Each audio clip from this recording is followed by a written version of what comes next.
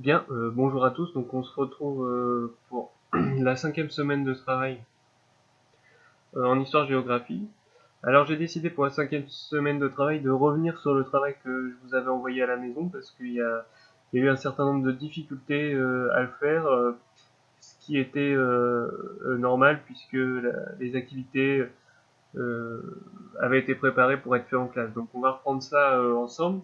Alors ce que je vous conseille de faire, c'est de reprendre votre cahier et un crayon et de reprendre le premier cours que je vous ai envoyé la première semaine, c'est-à-dire le cours qui s'intitule Société, Église et pouvoir politique dans l'Occident médiéval, l'émergence d'une nouvelle société urbaine. Alors c'est un cours qui suit le cours précédent. Vous vous rappelez, au chapitre précédent sur le Moyen-Âge, on avait étudié les campagnes. Et dans ces campagnes, on avait vu qu'elles étaient en partie dominées par des seigneurs. Et que ces seigneurs avaient eux-mêmes nommé d'autres seigneurs, ce qu'on appelle les vassaux, et que ces campagnes avaient été découpées en plusieurs morceaux, euh, qui sont entièrement dominés par des seigneurs plus ou moins puissants. On avait vu que ces campagnes s'étaient développées avec le défrichement, etc. Mais ici, on va plutôt se concentrer sur un autre type d'espace, un autre territoire, que sont les villes. Alors les villes au Moyen-Âge. Alors ce qu'il faut savoir, c'est que les villes au Moyen-Âge sont très minoritaires. Il y a très peu de villes au Moyen-Âge par rapport à aujourd'hui. En fait, si vous voulez comparer avec aujourd'hui, aujourd'hui on pense qu'il y a environ 90% de la population française qui vit dans ce qu'on appelle une aire urbaine, c'est-à-dire une ville ou alors la proximité d'une ville.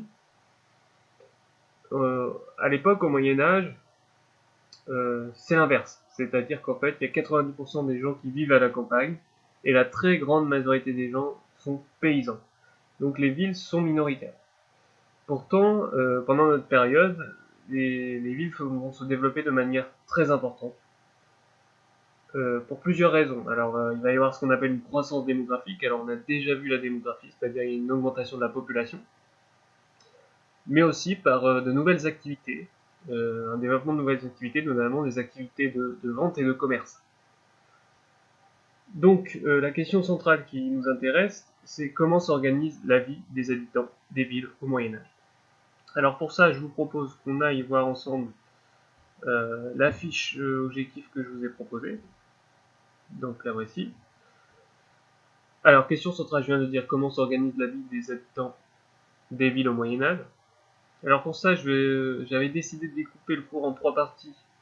Donc ça, vous avez l'habitude, on retrouve à peu près la même chose que je faisais d'habitude. Donc partie 1, on verra le développement des villes par le commerce, ce qui va faire que ces villes au Moyen-Âge vont se développer très fortement, vont s'enrichir et vont gagner en population. Ensuite, des villes qui s'organisent. On va voir que ces villes vont obtenir des statuts différents. Elles vont réussir, disons, à quitter la domination des seigneurs. Et puis enfin, comme en campagne, l'église catholique est très puissante en ville, elle a une très forte influence, c'est ce qu'on verra aussi. Alors qu'est-ce qui est à retenir et à connaître pour ce chapitre?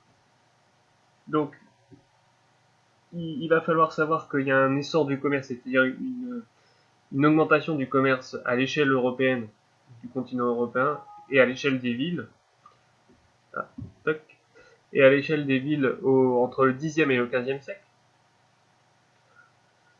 Il y a ce qu'on appelle un mouvement communal, c'est-à-dire vous allez avoir des villes qui vont devenir des communes, alors c'est ce qu'on va expliquer au cours du chapitre, au cours du XIe et du XIIIe siècle. Et enfin, il y a la naissance des métiers urbains au XIIe siècle. Alors on va expliquer ce que c'est que les métiers urbains. Ce sont des métiers qui sont très organisés et il faut se faire partie d'une corporation ou d'une ville. Ensuite, il va falloir savoir placer sur une carte les principales villes et régions commerciales au Moyen-Âge sur une carte de l'Europe. Alors on en verra une ensemble. Et puis raconter et expliquer la vie des marchands et des artisans et leur rôle dans le développement des villes. Et enfin, comment est organisée la société des villes au Moyen-Âge, avec la création des communes et la mise en place de métiers urbains. Ensuite, il va falloir être capable d'expliquer la fonction des bâtiments urbains, donc on va en voir un certain nombre, sur un certain nombre de documents, sur un certain nombre de photographies, de... Alors attendez, je vais enlever ça. Voilà. Donc sur un certain nombre de photographies de villes d'aujourd'hui, mais qui a un héritage du Moyen-Âge. Alors ça, on avait déjà beaucoup commencé à le faire quand on a créé quand on a créé ensemble la seigneurie dans votre cahier, quand vous avez fait le dessin de la seigneurie avec la fonction des bâtiments, pour rappeler le château fort, fonction militaire, fonction politique, etc. Mais aussi on l'a fait avec les villes d'islam, si vous vous rappelez. Enfin, un certain nombre de produits vendus et fabriqués. Alors il faut en connaître un certain nombre. Vous allez très vite vous rendre compte que les gens au Moyen-Âge ne vivent pas du tout de la même manière que vous. Les produits vendus ne sont pas les mêmes. Les produits de première nécessité ne sont pas les mêmes également. Et enfin, le rôle de l'Église dans la ville. Donc, que fait l'Église dans la ville plus particulièrement? Elle n'a pas forcément les mêmes fonctions que dans les campagnes. Les fonctions sont plus étendues. Alors, les mots-clés qui sont à connaître, c'est le mot commune, essor de ville, métier urbain, guilde, ville, artisan, bourgeois, beffroi, hôtel de ville, cathédrale, évêque, hôtel-dieu. Alors, allons-y ensemble sur l'introduction. Alors, je sais qu'avec certaines classes, j'avais déjà commencé ce chapitre. Avec d'autres, je me souviens plus vraiment, ça fait assez longtemps que je vous ai pas vu. Avec d'autres, je crois que je n'avais pas commencé. Donc certaines classes, on avait commencé cette introduction. Alors cette introduction permet de dresser un tableau général de ce qui se passe au Moyen-Âge au niveau des villes. Alors, à partir du XIe siècle, le dynamisme des campagnes et la paix relative en Occident favorisent le développement des villes. Donc en fait, la partie qu'on a vue sur les campagnes au Moyen-Âge et le dynamisme des campagnes qu'on a vu au Moyen-Âge avec le défrichement et l'accroissement démographique, l'accroissement de la population, va favoriser le développement des villes. Alors les grandes villes se regroupent très souvent sur des lieux favorables à la circulation, routes, ports, ponts ou vallées. Alors si vous regardez aujourd'hui les grandes villes de France, quel que soit l'endroit où vous passez en voiture avec vos parents, vous allez très vite vous rendre compte que ces villes euh, sont toujours placées, presque toujours, soit sur les littoraux, soit au bord d'un cours d'eau important, donc d'un fleuve ou d'une rivière, parce que à l'époque, les personnes ont besoin d'eau. Alors déjà d'eau pour boire, mais aussi d'eau pour laver les vêtements. Donc l'accès à l'eau doit être assez rapide, et il se fait de manière naturelle, puisqu'évidemment à l'époque, euh, ils n'ont pas l'eau courante. Ensuite, ce qu'il faut retenir également, c'est que en Europe occidentale, il y a seulement 20% de la population qui vit en ville au XIVe siècle. Alors, je vous ai dit, aujourd'hui c'est l'inverse, on est même à plus, quasiment aujourd'hui à 90% de la population française qui vit en aire urbaine. Alors, au Moyen-Âge, vous avez beaucoup de villes qui comptent des milliers d'habitants et qui atteignent 100 000 habitants. Alors, elles sont pour la plupart soit des capitales de pays, ou alors beaucoup de grandes villes se situent en Italie à l'époque, puisque c'est l'Italie qui rayonne beaucoup. Donc la ville de Florence, de Venise, de Bruges, particulièrement en Italie du Nord et en Europe du Nord.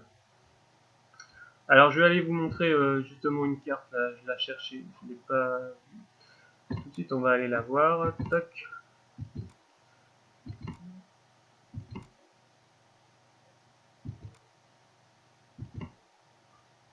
Voilà.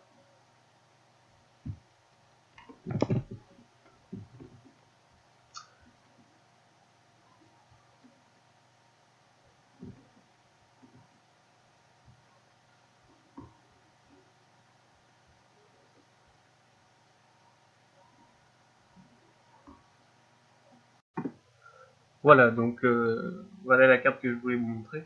Alors on a ici une carte du continent européen à l'époque au Moyen-Âge. Et alors, c'est une carte thématique qui a pour but donc de montrer les différentes routes de commerce et les différentes villes qui vont se développer assez fortement au Moyen-Âge. Alors on retrouve les zones où on retrouve la plupart des grandes villes qu'on a vues dans l'introduction. Donc si vous arrivez à suivre ma souris, les principales zones urbaines, donc les principales zones de villes européennes au Moyen-Âge se situent en Italie du Nord. Alors vous avez ici la ville de Florence, on verra une photographie tout à l'heure, Venise, Milan, Gênes, qui sont tous les quatre des très grandes villes italiennes. Et ici, en Europe du Nord, alors notamment avec Bruges, Arras ou encore Gand. Donc ce qu'on va appeler la Flandre.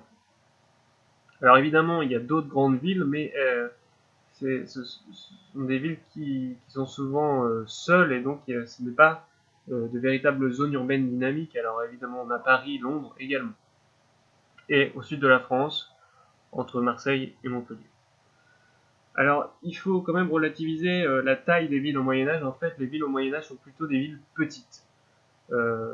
Par exemple, si on remonte dans le temps, hein, vous avez vu en 6e l'Empire romain, sous l'Empire romain, sous l'empereur Auguste par exemple, et encore plus loin dans l'Empire romain, la ville de Rome, hein, capitale de l'Empire, atteint quasiment le million d'habitants.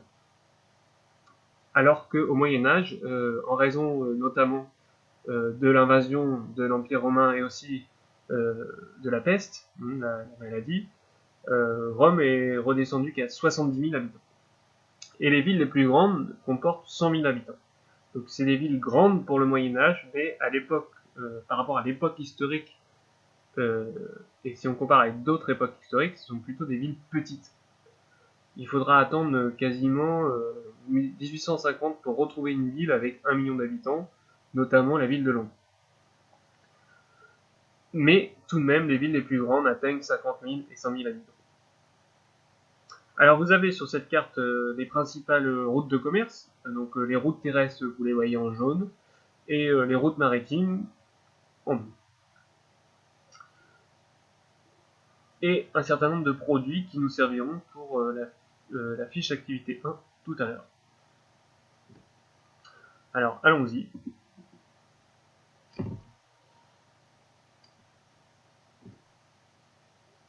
Donc, alors la fiche activité 1 que je vous avais proposée et que vous ne pouviez pas remplir parce que vous n'aviez pas les documents, elle se présentait sous cette forme. Alors je vous ai corrigé l'exercice, mais ceux qui veulent la faire avec le document que je vais vous afficher maintenant et ensuite corriger, vous pouvez également le faire. Ceux qui ont essayé de la faire avec les documents qu'il y avait dans le diaporama peuvent désormais corriger.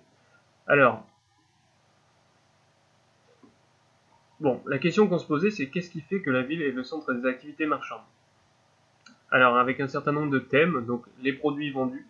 Alors, pour connaître les produits vendus au Moyen-Âge, en réalité, c'est assez simple. On a un certain nombre de documents archéologiques ou de fouilles qui nous permettent de trouver quels produits étaient vendus, ou même des lettres de marchands. Alors ici, je vais vous proposer un document en particulier, donc que je vais vous afficher maintenant. Je vais aller chercher. Toc. Le voilà. Et on va le mettre à l'endroit, c'est mieux.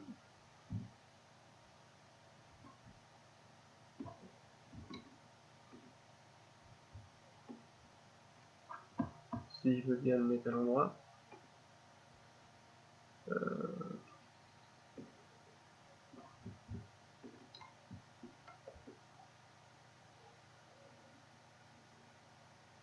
Voilà, on va y arriver.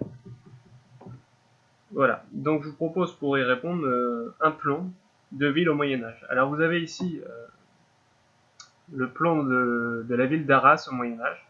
Donc la ville d'Arras, si vous voulez savoir où elle se trouve, on peut la retrouver sur la carte de l'Europe. Elle se trouve ici, donc dans le nord de la France. Alors voilà le plan type d'une ville au Moyen-Âge, hein, de la ville d'Arras, donc plan qu'on a pu retrouver par des fouilles ou dans les archives. Et vous pouvez constater déjà, en regardant la légende, que la ville d'Arras s'est considérablement agrandie, puisque la ville d'Arras, au Xe siècle, faisait 7 circonférences-ci, donc qui est en rouge, et depuis, en 3 siècles, c'est étendu. Alors vous avez vu que les villes au Moyen-Âge, leurs caractéristiques, alors on l'avait déjà vu pour l'islam, c'est qu'elles possèdent une enceinte, donc des remparts, ici construits au XIIIe siècle, et d'autres bâtiments types, hein, ici une abbaye, alors l'abbaye de Saint-Va. Bon, Alors, rien qu'en étudiant les bâtiments, on peut se rendre compte quels produits étaient vendus. Si vous regardez bien le type d'artisanat, on a ici des bouchers pour la viande, des boulangers, du cuir, des grappiers, des fileuses, de la fourrure, des menuisiers, des teinturiers, tisserands. Donc voilà le type d'activité artisanale qu'on pouvait trouver dans la ville d'Arras. Donc vous pouvez très simplement y répondre dans la fiche activité 1. Ici, alors je vous ai mis deux types de produits. Il y a d'abord des produits artisanaux et locaux, la viande, le pain, le cuir, les draps, les tissus, les fourrures, les meubles et les teintes, par rapport aux boutiques des artisans. Il y en a aussi des produits de commerce. Alors, produits de commerce qui viennent de l'extérieur. Alors, ces produits de commerce, ils peuvent venir de très loin, de plus proche. Et pour ça, on regarde ensemble la carte donc de l'Europe et du commerce. Et vous voyez ici donc les produits. Alors, vous avez un certain nombre de produits venant d'Asie, avec, vous vous rappelez, du commerce en Asie qui s'est développé très fortement avec les croisades. Alors, notamment en Égypte, vous avez des épices, de la soie, du coton ici en Palestine, également de la soie et des fourrures au nord de la mer. En Europe plutôt occidentale, donc à l'ouest, vous avez également de la laine ici et ici, du cuir, de l'or en Afrique du Nord, du vin près de Bordeaux, le vin de Bordeaux, du sel également, très important puisque c'est un des seuls moyens de conserver les aliments au Moyen-Âge. Imaginez, à l'époque, les habitants n'ont pas de frigo. Donc, pour conserver les aliments, je vous l'avais déjà dit, on utilise le sel qui est très important. Les aliments sont conservés dans des, dans des tonneaux en sel. Et le sel permet de conserver plus longtemps les aliments. Alors on a même un impôt très important sur le sel qui s'appelle la gabelle, tellement c'est un produit euh, important. Donc voilà, alors vous pouvez également les noter dans la fiche activité. Alors je vous ai mis des produits du commerce, donc ça peut être des commerçants qui viennent de l'extérieur, ou des commerçants de la ville qui vont chercher des produits à l'extérieur. Donc type des fourrures, de la soie, des épices, du coton, de l'or, pour faire des bijoux par exemple, les bijoutiers sont aussi importants à l'époque, de la laine, du vin, du sel, des draps et du blé pour faire le pain par exemple. Ensuite, les lieux de commerce en ville. Alors, on voit que les villes sont des centres de commerce par ces lieux de commerce. Alors si on reprend la carte de la ville d'Arras, on voit très rapidement les lieux de commerce. Alors vous avez d'abord les boutiques de chaque artisan, le boucher, le boulanger, et puis vous avez également différents marchés. Alors le petit marché qui se trouve ici, le grand marché. Alors on voit bien la place du marché au niveau architectural, elle est très visible, ce qu'on peut retrouver dans plein de villes proches de chez vous, Pipriac par exemple, où la place des marchés, les halles de Pipriac étaient en face de l'église, à l'actuelle place centrale de Pipriac, vous avez le monument aux morts de la Première Guerre mondiale. Mais à Rennes, la même chose. Les halles de Rennes se retrouvent exactement, notamment les listes, à l'endroit où on vendait des produits à l'époque au Moyen-Âge. Voilà, donc vous pouvez également remplir la fiche activité 1 sur les lieux de commerce. Alors vous avez les lieux de commerce, les boutiques des artisans qui vendent directement dans leur boutique, le petit marché, les grands marchés et les halles. Ensuite, les acteurs du commerce, c'est-à-dire les personnes qui jouent un rôle dans le commerce au Moyen-Âge. Alors, c'est très facile, il suffit de réfléchir un peu. Donc, ceux qui produisent. Donc, quels sont ceux qui produisent? Alors, on le voit, on l'a vu sur la carte tout à l'heure, on a des artisans et puis des paysans qui produisent aussi la nourriture. Puisqu'il faut bien que le bétail soit fourni au boucher pour qu'il puisse ensuite vendre la viande. Ceux qui vendent, donc les artisans qui vendent eux-mêmes, ou alors des marchands qui achètent des produits pour les revendre à un autre prix et faire des bénéfices. Et ceux qui achètent, c'est ce qu'on appelle les consommateurs, ou des marchands qui, eux, revendent. Alors qu'en est-il de la protection du commerce? Alors, le commerce est protégé de différentes manières. On le verra dans la partie d'après, le commerce est d'abord très réglementé au Moyen-Âge. Mais surtout, très rapidement, alors j'ai pas le document à vous montrer ici, mais je vais en parler avec vous.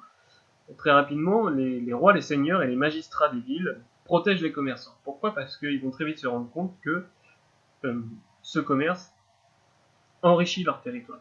Et donc, ils vont mettre en place un certain nombre d'ordonnances, c'est-à-dire de lois, un certain nombre de décrets, qui vont permettre la protection de ces commerçants. Donc ça peut par exemple être le roi d'Angleterre qui décide de protéger des commerçants du continent, parce qu'il y a des produits qui arrivent, par exemple, du Saint-Empire, c'est-à-dire de l'Allemagne actuelle, et il ordonne à Saint-Marin ou à son armée, c'est-à-dire ses vassaux, ses chevaliers, de protéger les commerçants sur les routes qui peuvent être attaqués par des brigands, euh, par des pirates. Il y en a aussi au Moyen-Âge.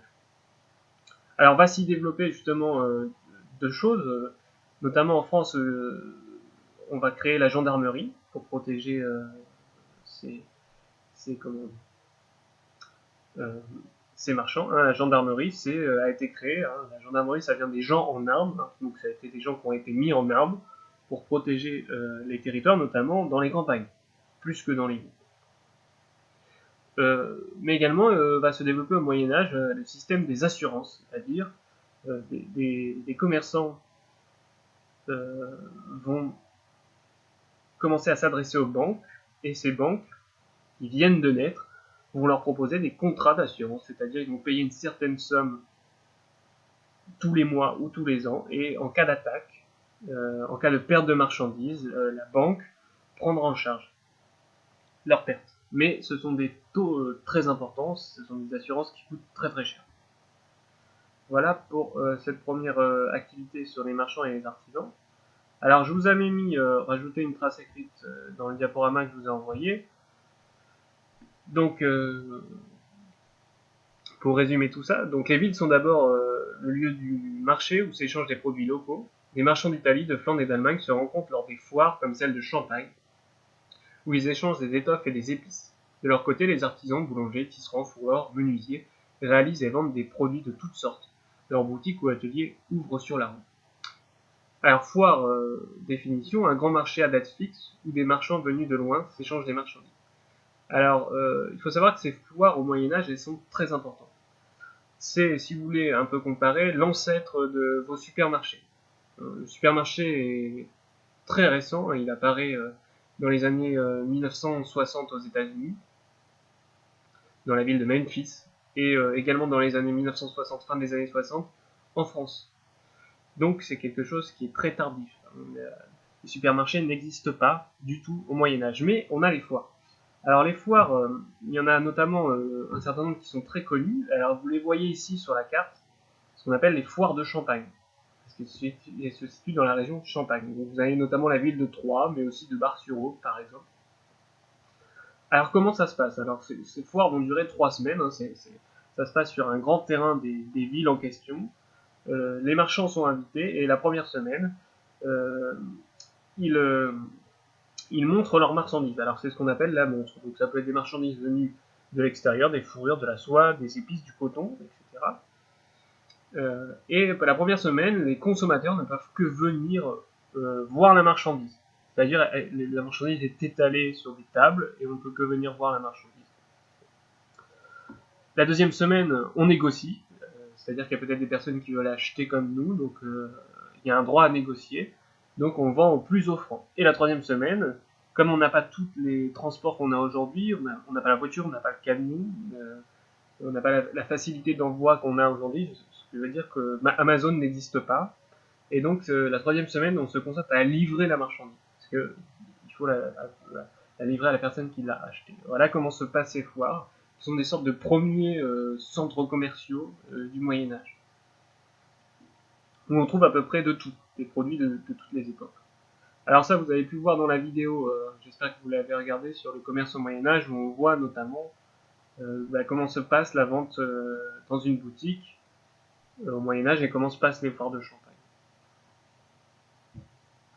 Alors si on revient justement, voilà. Alors voilà, on a terminé pour la partie 1, on passe à la partie 2. La partie 2 des villes qui s'organisent. Alors je vais juste regarder ici, l'enregistrement continue, il n'y a pas de problème. Hop. Alors des villes qui s'organisent. Alors je vous ai mis ici, pour commencer cette partie, une photographie de la place de Sienne en Italie. Donc la ville de Sienne se trouve ici. Alors la ville de Sienne est proche de Florence, plus proche de la mer, on ne la voit pas sur la carte. Alors, photographie d'aujourd'hui, mais intéressante, puisqu'il y a un certain nombre de bâtiments qui restent du Moyen-Âge. Alors, vous voyez notamment une sorte de tour au milieu, et la légende vous indique qu'il s'agit de l'hôtel de ville. Et un hôtel de ville au Moyen-Âge a souvent ce qu'on appelle un beffroi, c'est-à-dire c'est quasiment la même fonction que le clocher, sauf que cette fonction n'est pas religieuse. Ça peut être pour sonner les horaires de travail, ça peut être pour prévenir d'un danger, par exemple. Mais la fonction n'est pas religieuse. Et vous voyez ici la place publique de Sienne, au centre, et un certain nombre de bâtiments qui héritent de l'époque du Moyen-Âge. Alors, comme légende d'information, vous avez les villes sont dirigées par des magistrats élus ou choisis par le seigneur. Ils élaborent le règlement de la commune. Très vite, les grandes familles de marchands s'emparent des fonctions municipales. Alors pour ça, je vous avais proposé la fiche activité 2, donc où là vous aviez un certain nombre de documents dans le diaporama pour pouvoir y répondre. Alors notamment sur l'organisation de la ville en commune. Alors là-dessus, je vous avais mis un document qui est ici, qui s'appelle Quand la ville devient une commune, un document qui est une charte de commune de Troyes de 1230. Alors je vous le lis, moi Thibaut, comte de Champagne et de Brie, nommerai chaque année 13 hommes de la commune de Troyes, et ces 13 hommes éliront l'une d'entre elles comme maire. Ces 13 personnes jureront sur les saints évangiles de garder et gouverner la ville et les affaires de la ville en toute bonne foi. Les 12 jurés et le maire lèveront les impôts. Je donne aux habitants de la commune de Troyes la justice sur la ville, je conserve la justice et la garde de mes églises, de mes chevaliers et de mes vassaux, d'après la charte de commune de Troyes en 1230. Alors, ce qui va se passer, c'est que, au fur et à mesure que les villes vont s'enrichir, vous avez un certain nombre de personnes puissantes qui vont apparaître dans ces villes, et ces personnes vont chercher à se diriger elles-mêmes, c'est-à-dire de ne plus être sous la domination de seigneurs comme on a vu au chapitre précédent. Ici, la ville de Troyes appartenait au seigneur Thibaut, qui était le comte de Champagne. Et donc elles vont commencer à réclamer des droits. Alors souvent, si ces villes sont puissantes, elles vont les obtenir. Ces droits vont se traduire par une charte de commune. Alors qu'est-ce que c'est une charte? C'est un contrat entre le seigneur et la commune. Et là, le seigneur Thibaut a décidé de créer une commune, la commune de Troyes. Et cette commune fonctionnera comment? Il nomme 13 personnes qui dirigent la commune. Et parmi ces 13 personnes sera élu un maire. Ils obtiennent notamment le pouvoir de justice dans la ville. Donc ce sont ces 13 personnes qu'on va appeler des échevins qui vont avoir la justice dans la ville.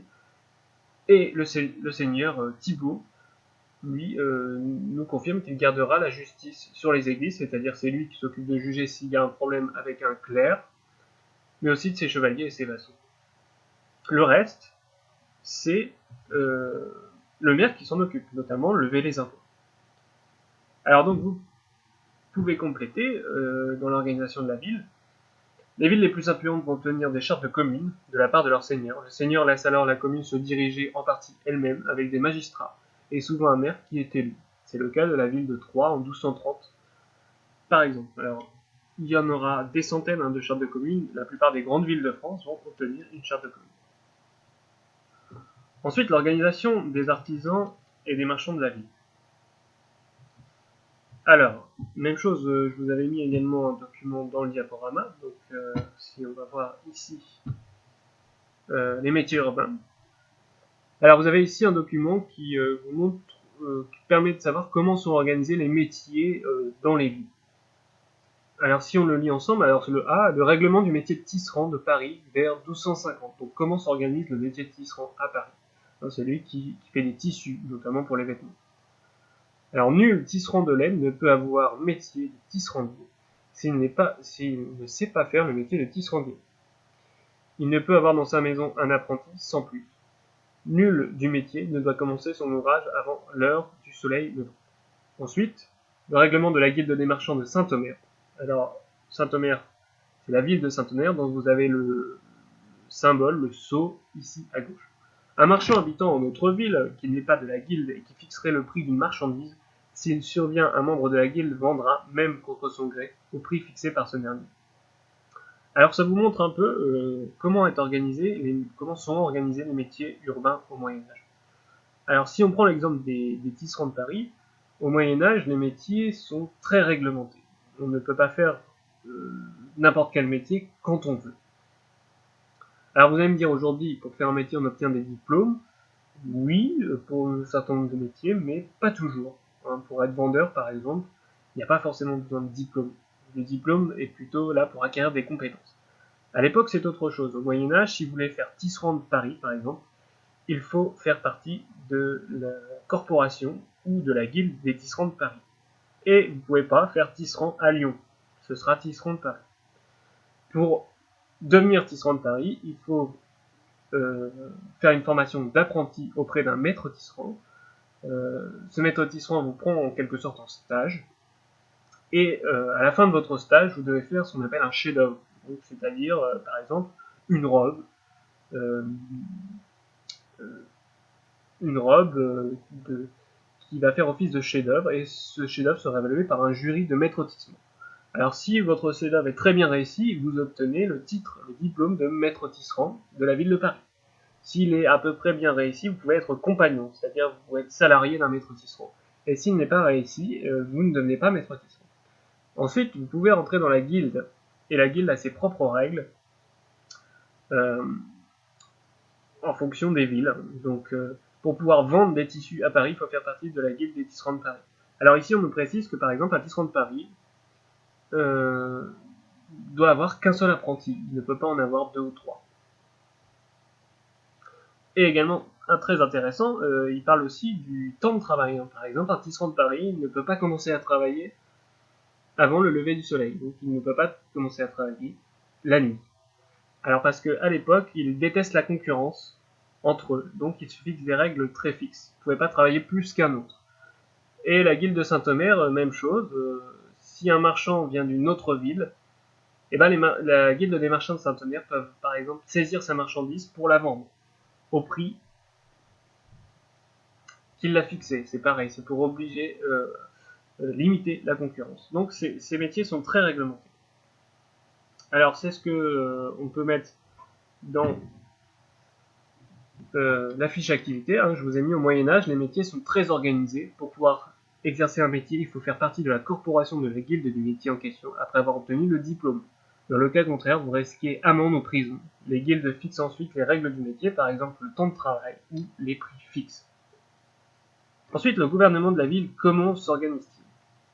Alors on l'a vu avec le document tout à l'heure sur le comte Thibaut et la ville de Troyes.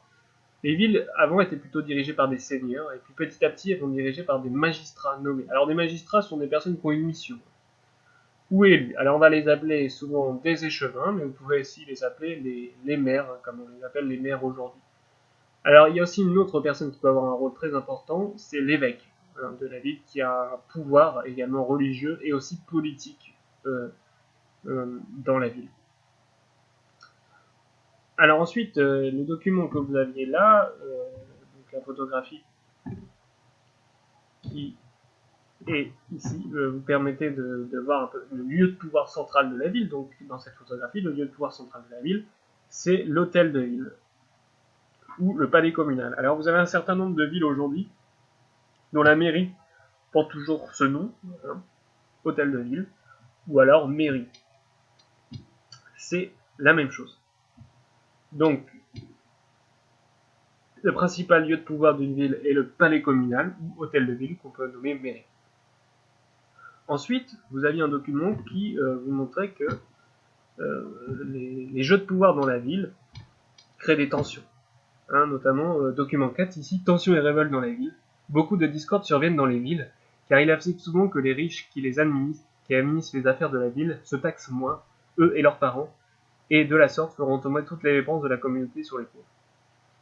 C'est ce qui explique tant de maux, parce que les pauvres ne le voulaient pas, mais qu'ils ne savaient pas la bonne manière de faire valoir leurs droits, si ce n'est de se rebeller contre les riches. Philippe de Beaune-Manoir, Les coutumes du Beauvaisis, écrit au XIIIe siècle. Donc même chose vis-à-vis de ce document, vous pouvez écrire dans la fiche activité 2. Les tensions sont fréquentes en ville en raison de nombreux pouvoirs présents et des inégalités. Les marchands les plus riches prennent souvent le contrôle politique de la ville, c'est eux qui vont devenir les échevins ou les maires de la ville. Et enfin, grâce au sceau donc, de la ville d'Homère, vous voyez que les villes deviennent des entités à part entière. Avant, c'était les seigneurs, les rois qui avaient le droit à un sceau. Maintenant, les villes elles-mêmes, les communes elles-mêmes ont le droit à un sceau. Alors, vous pouvez aller voir vous-même sur Internet le sceau de la ville de Paris, qui est à connaître et qui est assez connu, notamment avec la devise latine Nec fluat mergitur. Alors, vous irez voir ce que ça veut dire. Donc, ici, ce sceau, donc, qui est le sceau de la ville de Saint-Omer. Alors, vous voyez sur le sceau, ici, les remparts, ou alors ce qui fait penser aux remparts ou à l'hôtel de ville qui montre que ça peut être une commune. Ici, vous avez 1, 2, 3, 4, 5, 6 échevins de la ville.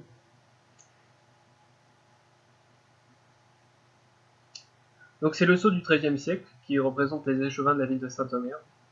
Alors ça permet à la ville d'apposer ce sceau sur les actes officiels pour prouver que c'est bien la ville de Saint-Omer qui a émis par exemple un décret. Alors vous avez écrit sur le côté Saint-Omer. Voilà. Et donc ça permet aussi de remplir la dernière partie de la fiche activité 2. À partir du moment où les villes peuvent se diriger elles-mêmes, elles développent leur propre symbole, comme le sceau de la ville de Saint-Omer. Donc voilà pour la fiche activité 2. Alors, ensuite, je vous avais rajouté une trace écrite pour ceux qui n'avaient pas pu faire les fiches activités. Alors, pour défendre leurs intérêts, les marchands se regroupent en guildes et les artisans en corporations. Alors, qu'est-ce qu'une guilde ou une corporation? C'est une association de marchands ou d'artisans d'une ville. Ensuite, les bourgeois se libèrent de l'autorité des seigneurs et obtiennent des chartes de franchise, alors ou des chartes de commune, c'est la même chose, qui leur reconnaissent le droit de se gouverner entre eux. Les villes deviennent des communes et se dotent d'édifices publics, hôtels de ville, beffrois. Alors le beffroi, je vous rappelle que c'est ici la tour, qui est symbole de pouvoir de la ville, mais aussi qui permet notamment de sonner les horaires ou alors sonner les alertes et les dangers. Voilà. Alors, ensuite, qu'est-ce qu'un bourgeois? C'est tout simplement au Moyen-Âge un habitant du bourg, de la ville. Alors ça va dériver avec le temps vers un sens de richesse. Vous savez qu'aujourd'hui un bourgeois c'est quelqu'un qu'on qualifie de riche parce que justement les gens qui vivent dans les villes au Moyen-Âge vont s'enrichir. Enfin, qu'est-ce qu'une commune au Moyen-Âge? C'est une association entre les habitants d'une ville en vue d'obtenir du seigneur des libertés et des droits particuliers. Et il faut bien se rendre compte que ces communes obtiennent des droits particuliers que n'ont pas les personnes qui ne font pas partie de la commune. Par exemple, il y a des communes qui vont être exemptées d'impôts, alors que les gens en campagne, les paysans en campagne, eux, paient des impôts, ce qu'on a vu, notamment les roturiers.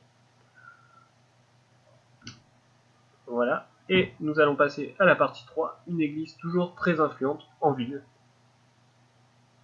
Alors, je vous ai mis deux images d'églises en ville. Alors, la façade de Notre-Dame de Reims. Alors, pourquoi je vous ai mis Reims? Parce que c'est une cathédrale qui est à connaître, puisque c'est l'endroit où on sacrait les rois de France, pour ceux qui le savent. Alors, caractéristiques architecturales. Donc, classique, voilà, à peu près comme Notre-Dame de Paris, vous avez pu sûrement tous voir quand il y a eu l'incendie.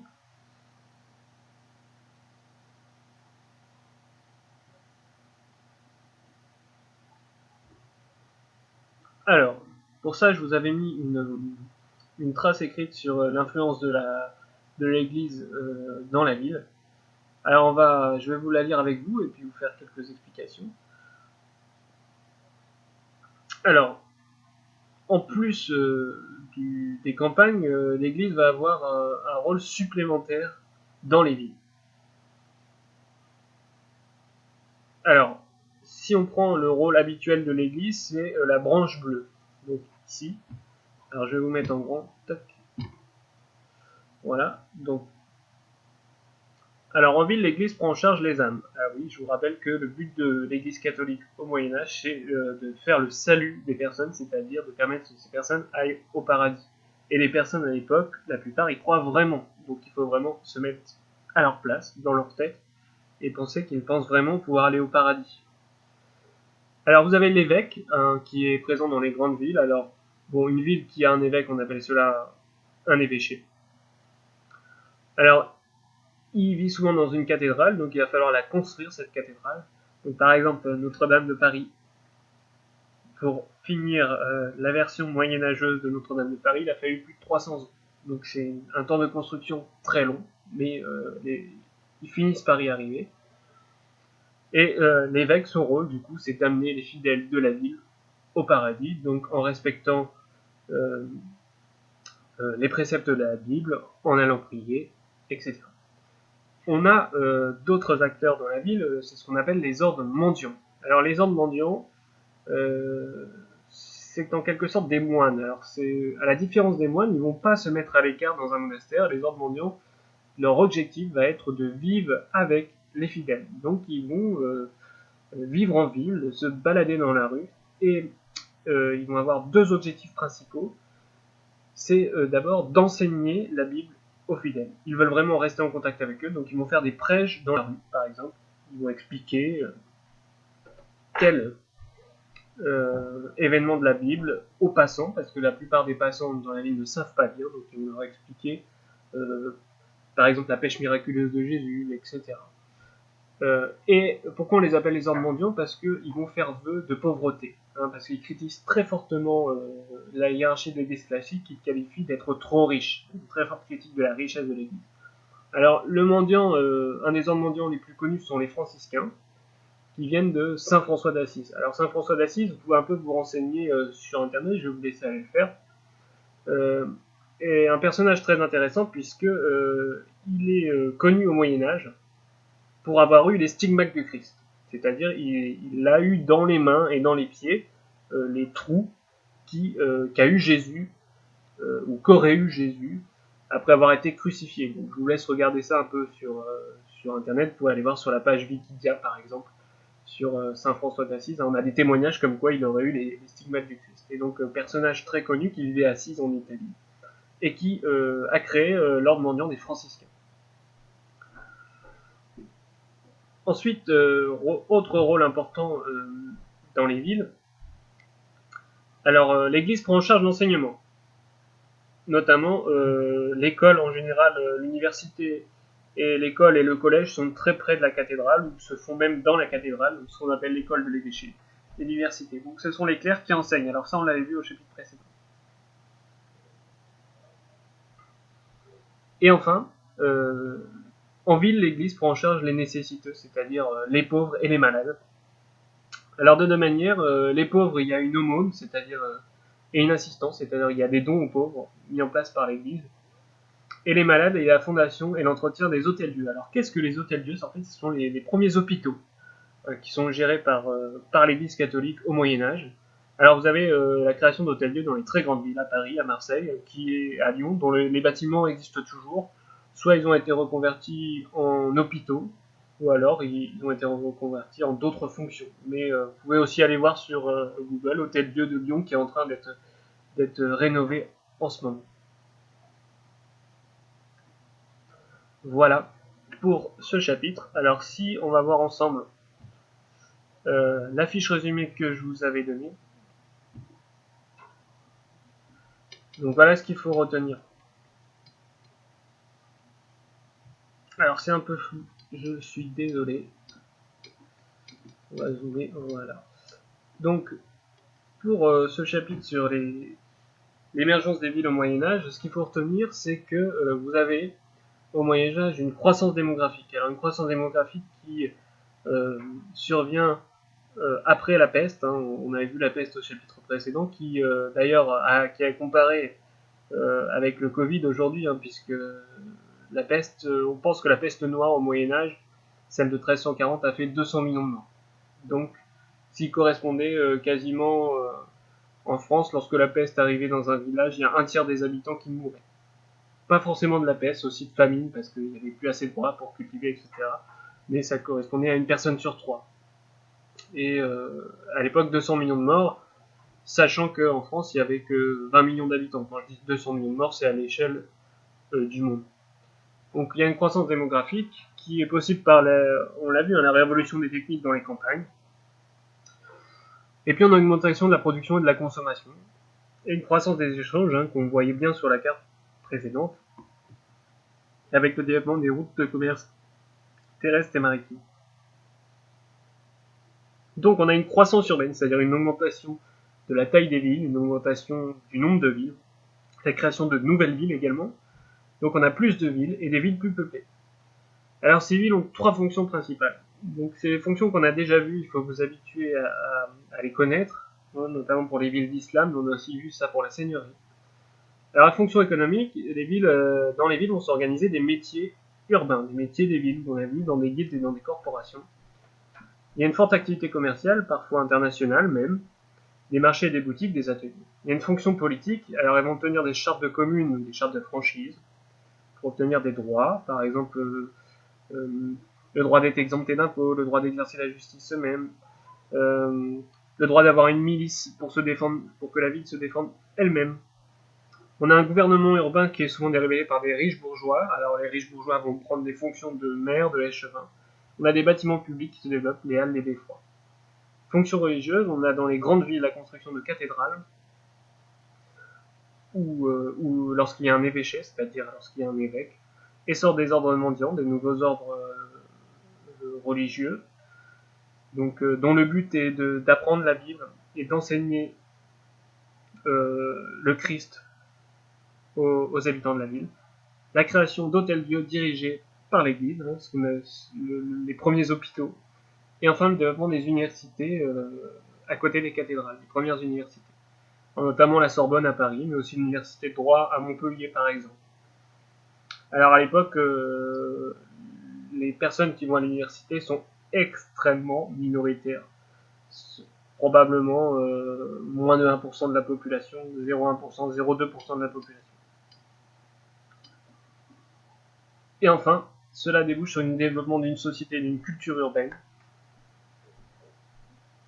Et cette société est fortement hiérarchisée, c'est-à-dire qu'il y a des fortes inégalités entre les personnes qui sont pauvres et les personnes qui sont riches.